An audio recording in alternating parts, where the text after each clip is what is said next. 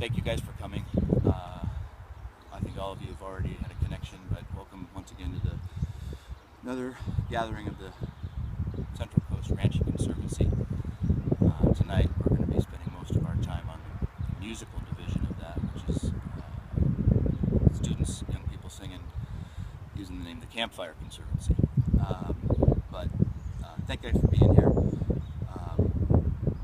The people and the families that have gotten involved in this thing have picked the word conservancy on purpose, because this thing is it's not about building anything or tearing anything down.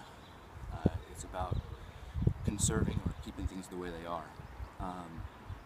So anyway, kind of just a quick rundown on how this whole thing got started.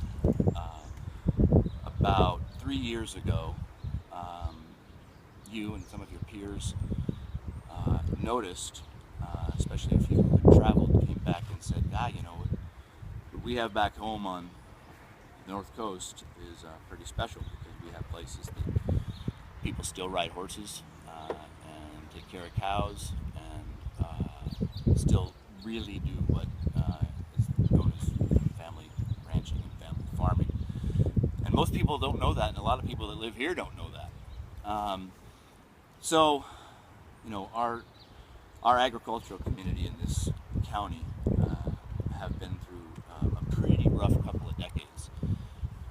If you look it up, we lose something like 2 to 3 family-owned cattle ranches every single year, and that's in this county alone. And a lot of us who are involved in this thing, might not be into horses or cows or even directly connected with ranching, but everybody who's been here for a few generations wants that stuff still to be around. We want to live in a place where people that want to do what dad or granddad did, working outside with cows or working outside with chickens or raising crops. We want people like that to be able to find a job. We want them to be able to find it here, and we want them to be not working for a big multinational corporation. We want them working for the mom and dad who own the place. So the kids kind of got it first. They saw that this is kind of our region's own little Holocaust, and there's a dying way of life, and here we are. We're not a continent, we're on the West Coast, and there are still people that live that way, and they're struggling. And how could we find a way to help them? And it kind of started kind of in the sports community. A lot of the families would be getting together, and we got to kind of know each other over about 20 years of coaching and traveling around the state, doing baseball and softball and basketball and God knows what else. And ended up, thinking, okay, well, now all these ball players are going off to college. Guys like Shasta here, and a lot of them, or others like Alyssa and Kendall and Fofo, are getting ready to go. Congratulations, you guys, on UCLA and Cal Poly. Grace Knight and also Davis, so that means the Conservancy is 3 for 3.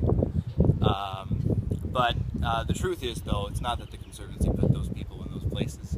It's that the Conservancy tends to attract people who do those kinds of things. And that's why Shasta's building rockets or computers or down at Occidental.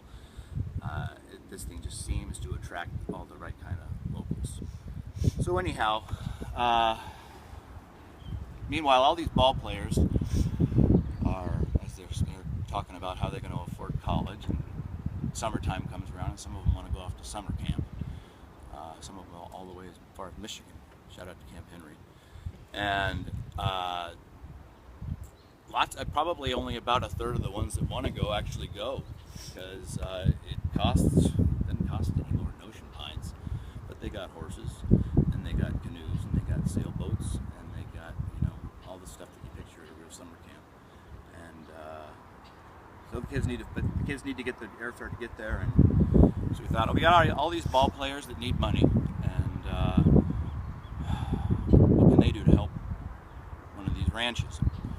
Well, there's one of the most successful business models around here has been the crab feed that Morro Bay High puts on for the baseball team.